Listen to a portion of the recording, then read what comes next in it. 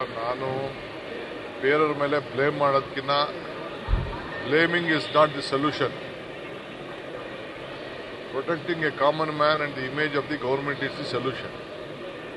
So blame ಮಾಡೋಣ, ಅದು ಬೇರೆ ಟೈಮಲ್ಲಿ ನಾವು ಬ್ಲೇಮ್ ಮಾಡ್ತೀವಿ. ಈಗ ನಾವು ಬ್ಲೇಮ್ ಮಾಡೋದಕ್ಕಿಂತ ಫಸ್ಟ್ ಜಾಗೃತಿ ಮೂಡಿ ಜನರ ಬದುಕನ್ನು, ಜೀವನವನ್ನು ಉಳಿಸಲಿಕ್ಕೆ ನಾವೆಲ್ಲ ಪ್ರಯತ್ನ ಮಾಡಬೇಕು. ಸೊ ಇವತ್ತಿಲ್ಲಿ ನಮ್ಮ ಕರ್ನಾಟಕ ರಾಜ್ಯದ ಏನು ವಸ್ತುಗಳನ್ನು ನಾವು ತಯಾರು ಮಾಡ್ತಾ ಇದ್ದೀವಿ, ಮೈಸೂರು ಸಿಲ್ಕ್ ಎಲ್ಲಿ ನಮ್ಮ ಸಿಸ್ಟರ್ ಬೊಂಬೈಲಿ ಇವರಲ್ಲಿ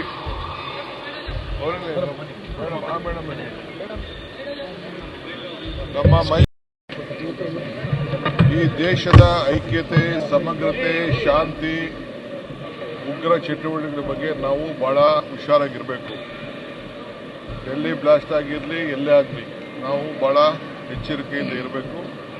ನಮ್ಮ ಕರ್ನಾಟಕ ಸರ್ಕಾರ ಕೂಡ ಈಗಾಗಲೇ ಹೋಮ್ ಮಿನಿಸ್ಟರ್ ಅದ್ರ ಬಗ್ಗೆ ರಿವ್ಯೂ ಮಾಡ್ತಾ ಇದ್ದಾರೆ. ಮುಖ್ಯಮಂತ್ರಿಗಳು ಕೂಡ ಆದೇಶ ಕೊಟ್ಟಿದ್ದಾರೆ.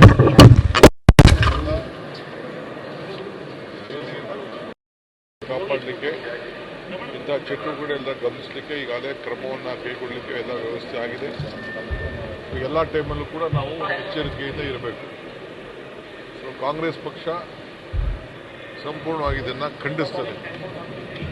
ನಾವೆಲ್ಲ ಕೂಡ ಇದನ್ನು ಯಾರು ಈ ಉಗ್ರರಿದ್ದಾರೆ, ಯಾರು ಇಂಥದಕ್ಕೆ ಕೈ ಹಾಕಿದ್ದಾರೆ, ಅವನ್ನೆಲ್ಲ ಕೂಡಲೇ ತನಿಖೆ ನಡೆಸಬೇಕು, ಬಂಧಿಸಬೇಕು ಅಂತೇಳಿ ಕೇಂದ್ರ ಸರ್ಕಾರದ ಮೇಲೆ ನಾವು ಒತ್ತಡವನ್ನು ನಾವು ತರ್ತೇವೆ. ಸರ್, ಪುಲ್ವಾಮಾ ಘಟನೆ ಆದಮೇಲೆ ಎಚ್ಚೆತ್ತುಕೊಂಡಿದ್ದಾರೆ.